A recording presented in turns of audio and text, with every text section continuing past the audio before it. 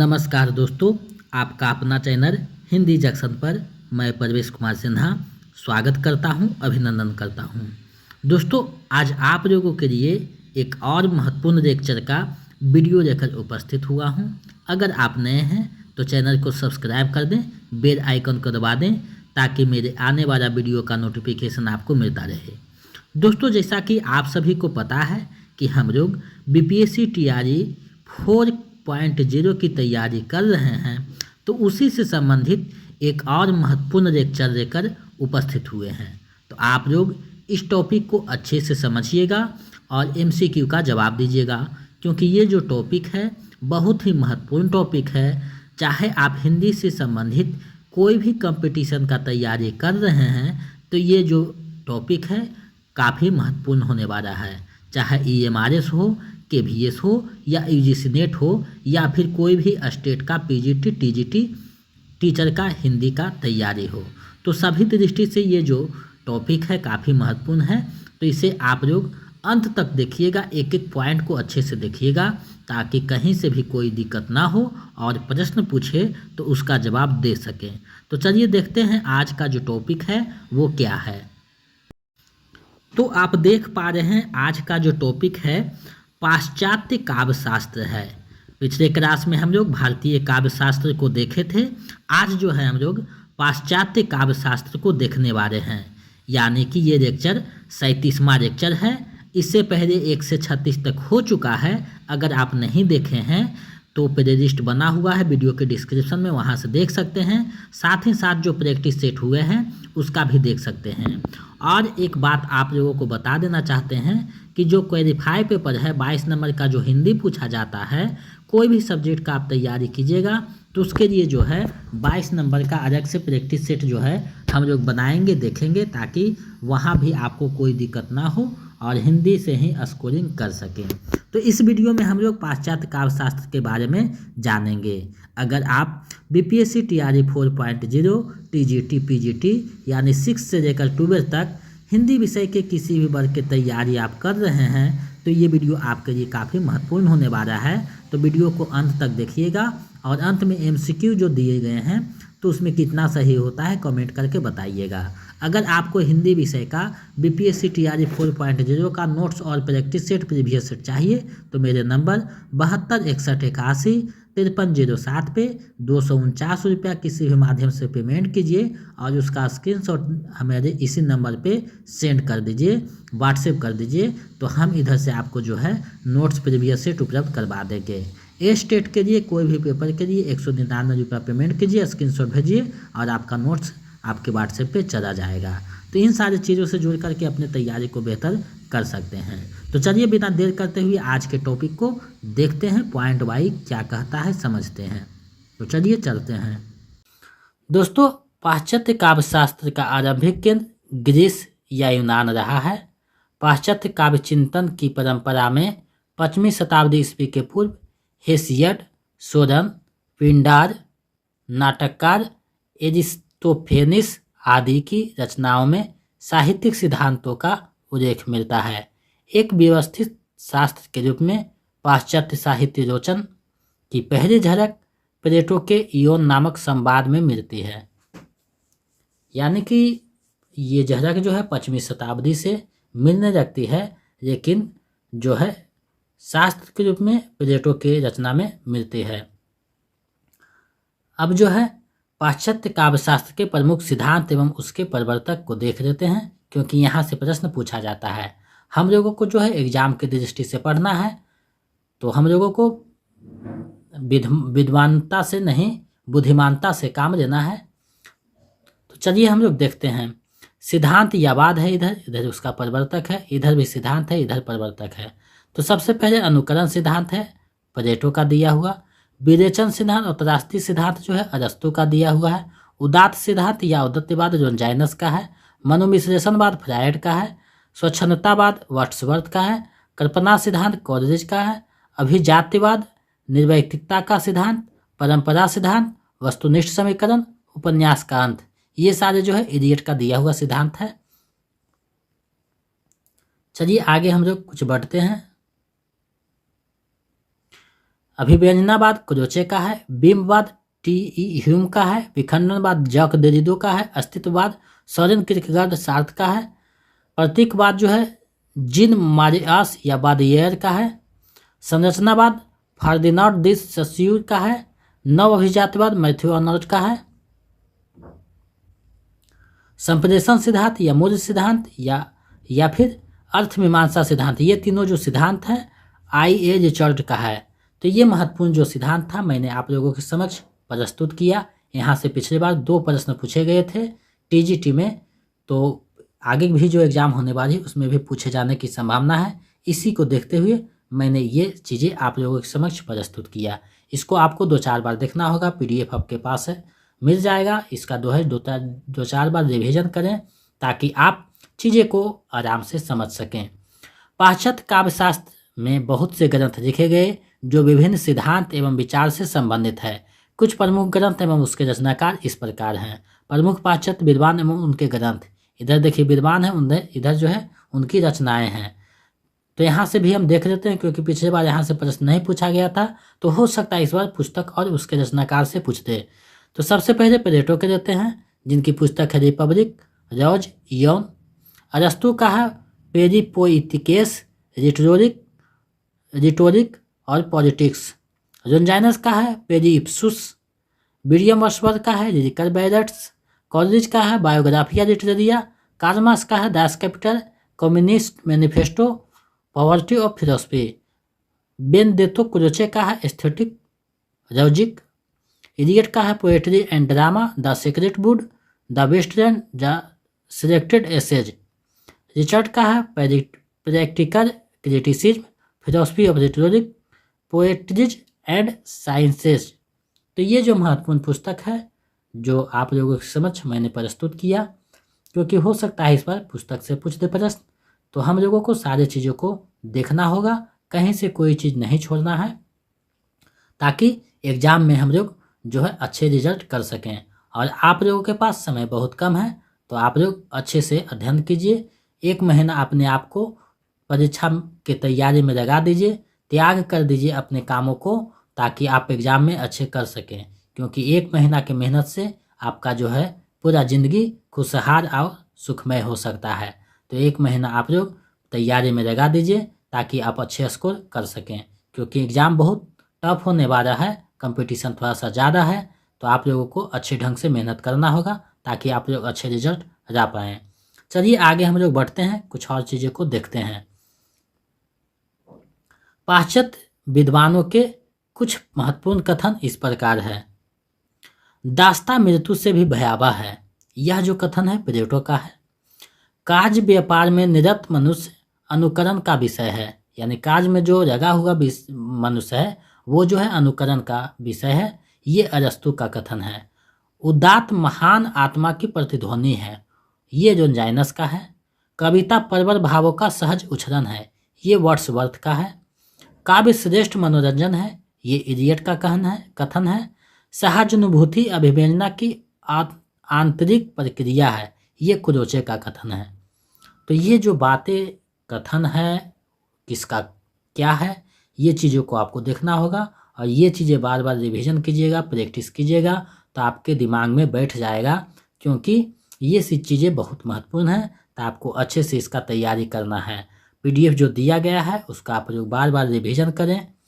आधुनिक युग के हिंदी आचार्य एवं कवियों के पाश्चात्य काव्य से संबंधित कुछ कथन इस प्रकार हैं।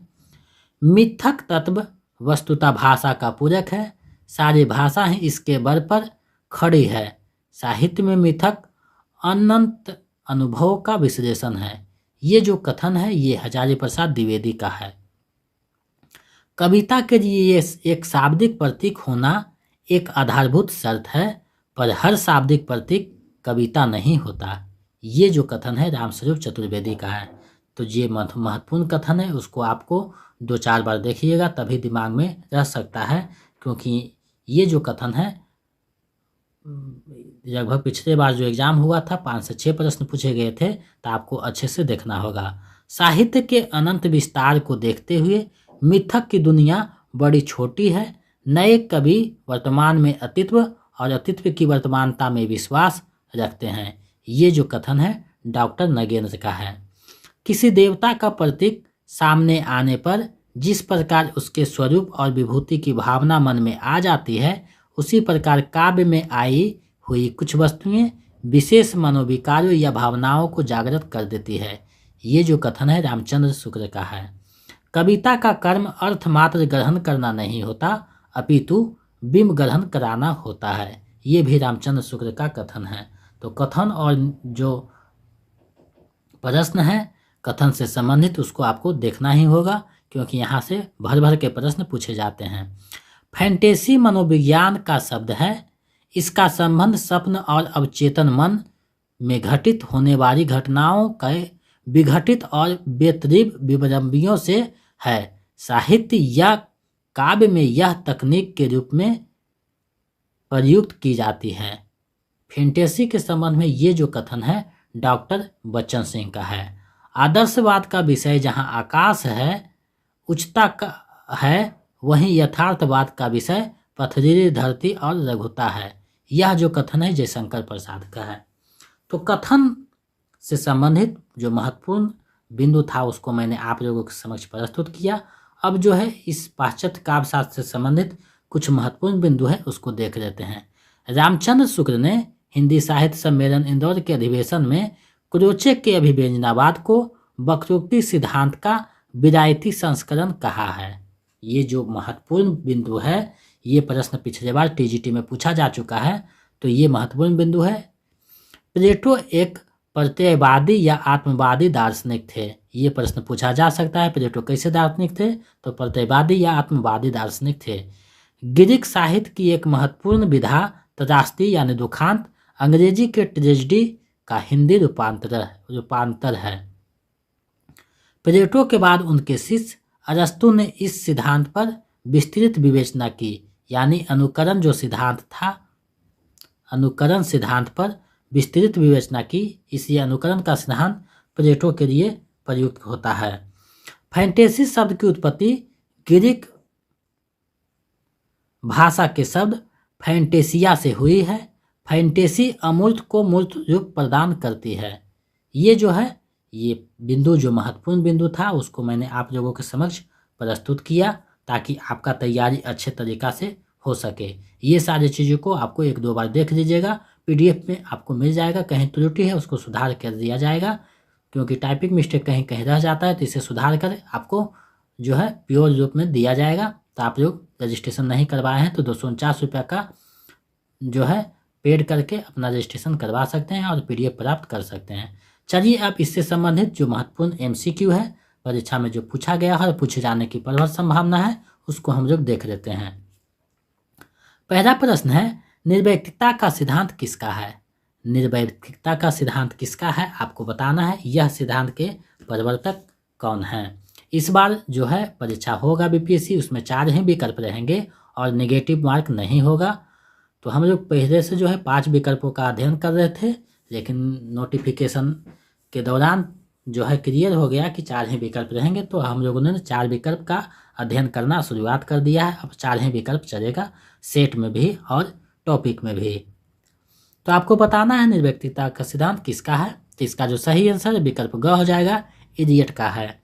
चलिए नेक्स्ट प्रश्न देखते हैं। दूसरा प्रश्न है, साहित्य का उद्देश्य विवेचन किसने माना? साहित्य का उद्देश्य विवेचन किसने माना आपको बताना है। विकल्प आपके सामने है। तो इसका जो सही आंसर है विकल्प का हो जाएगा, अरस्तु ने साहित्य का उद्देश्य विवेचन माना है। चलिए नेक्स्ट प्रश्न देखते हैं। तीसरा प्रश्न है, संप्रेषण सिद्धांत किसके द्वारा दिया गया है? संप्रेषण सिद्धांत किसके द्वारा दिया गया है आपको बताने हैं। विकल्प आपके सामने है, सही विकल्प आपको चुनना है। तो आप लोग इसका जवाब दीजिए, संप्रेषण सिद्धांत किसके द्वारा दिया गया है। तो इसका जो सही आंसर है विकल्प ख हो जाएगा, रिचर्ड्स के द्वारा दिया गया है संप्रेषण सिद्धांत। चलिए आगे हम लोग अगले प्रश्न की ओर बढ़ते हैं।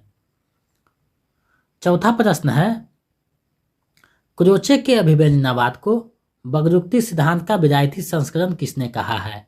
क्रोचे के अभिव्यंजनावाद को वक्रोक्ति सिद्धांत का विरायती संस्करण किसने कहा है आपको बताने हैं।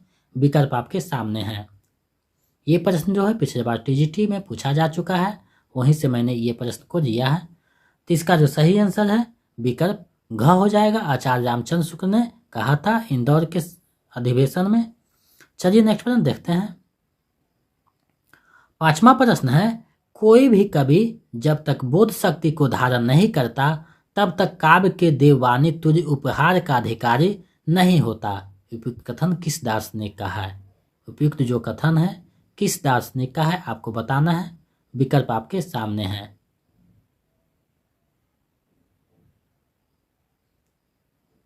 तो इसका जो सही आंसर है विकल्प घ हो जाएगा। प्लेटो का ये कथन है। तो इसका जो सही आंसर है विकल्प घ हो जाएगा। प्लेटो ने कहा था। चलिए अगले प्रश्न को देखते हैं। 6ठा प्रश्न है, कविता प्रबल भावों का सहज उच्छरण है, किसका कथन है?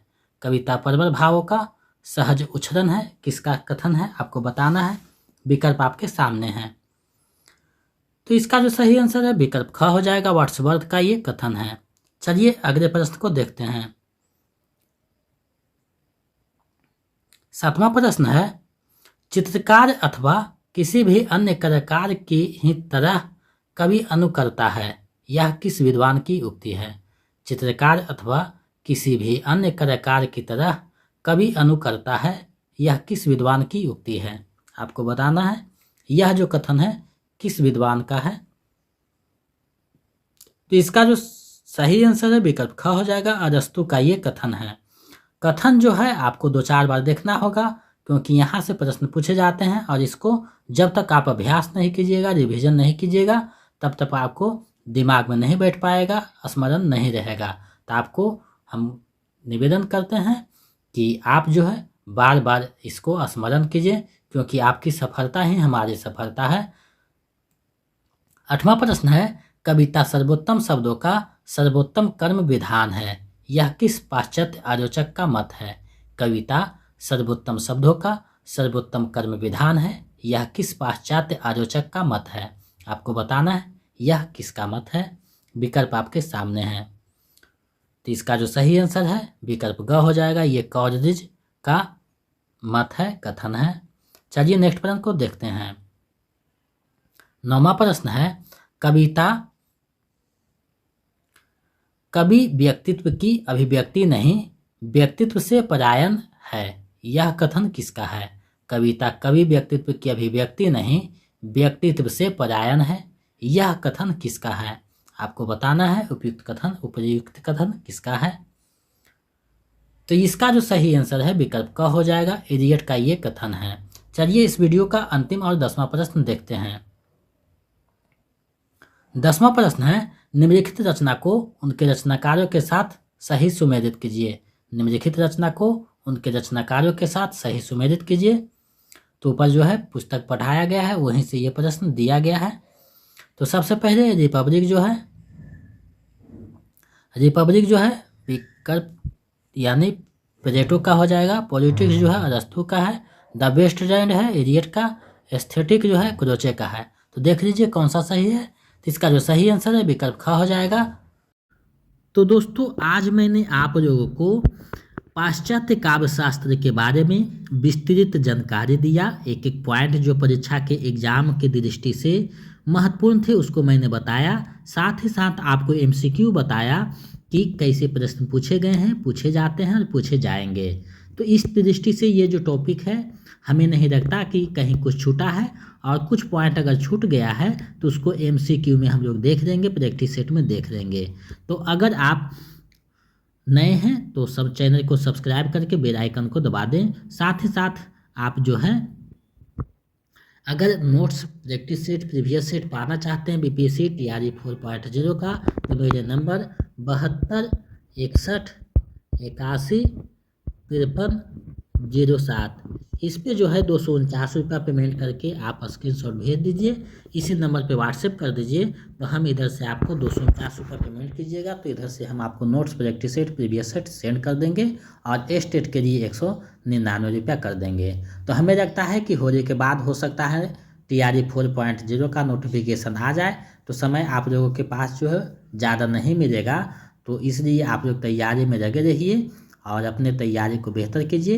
हिंदी जंक्शन के चैनल के माध्यम से आप भी अपने लक्ष्य को प्राप्त कीजिए। तो मेरे साथ इतना देर तक बने रहने के लिए बहुत बहुत धन्यवाद। मिलते हैं एक नए वीडियो में। जय हिंद।